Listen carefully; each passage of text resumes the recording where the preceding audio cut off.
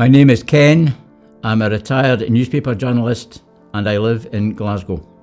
Well, my main hobby in life used to be running. I started marathon running after the first London Marathon inspired me.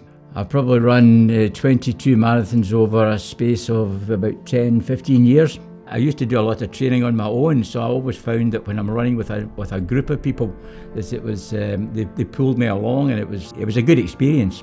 As I got older, I found that I was less able to run in a decent time, and I decided that I would maybe be better off in two wheels rather than two legs. So I bought up my first bike and started riding about in it, and found that I really enjoyed it.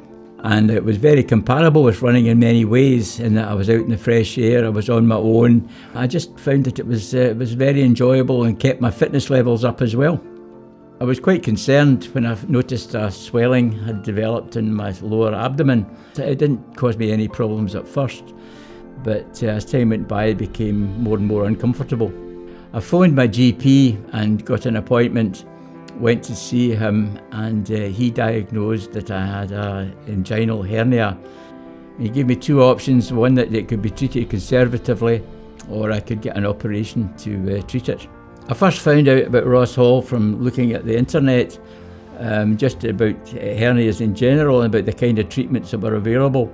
And I noticed that Ross Hall had a specialist unit which dealt with hernias, so I got in touch with the hospital. I paid for it myself. I had money that was available to do that with, and it seemed the easiest way of dealing with it. I thought Ross Hall was a fine hospital. It was very convenient for me to get to. The staff were very efficient and very helpful and very friendly.